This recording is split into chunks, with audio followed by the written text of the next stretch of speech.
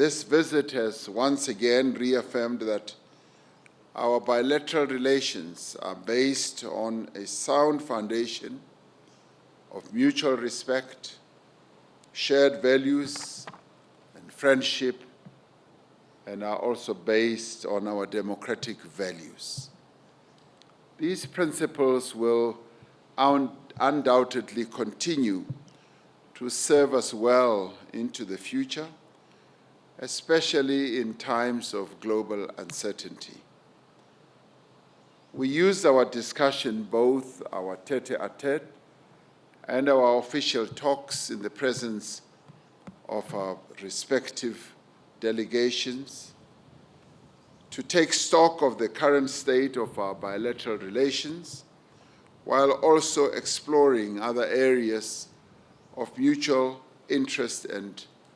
possible cooperation. And we recognize that the wonderful foundation that exists between our two countries gives rise to enormous opportunities that our two countries should capitalize on. We also witnessed the signing of agreements and memoranda of understanding, as you correctly said, and this builds on the other agreements that we had signed in the past.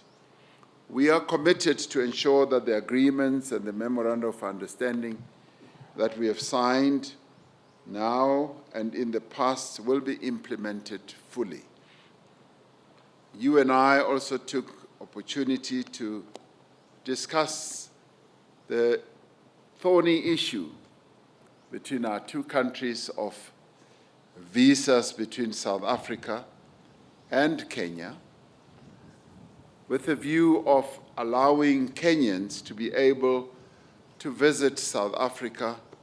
on a free visa basis, that is without having visas. We agreed that indeed Kenyans should be able to visit South Africa without requiring them to have visas, and that this dispensation will commence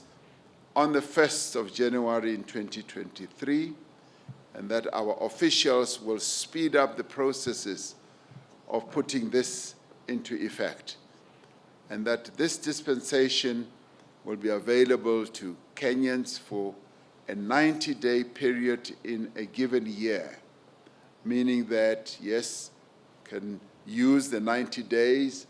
10 days, 20 days, or whatever. For the full year, Kenyans will have a full 90 days to be able to visit South Africa, and we will be able to review this and get reports from our ministers within a year and see how this is functioning. This will also be underpinned by other processes that we have agreed should take place, close monitoring of the implementation of this process, and also be able to have a return policy of those, as we call them, elements that would be undesirable to be able to be returned to Kenya. And this, in many ways, just strengthens the relationship between South Africa and Kenya, but more importantly, the people-to-people contact, because as you and I observed, Kenyans and South Africans have multiplicities of relations, both business, social, communal, at relatives level. They want to be able to travel, and tourism also between our two countries will be greatly enhanced through this.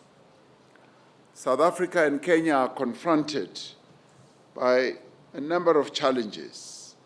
almost similar challenges of poverty,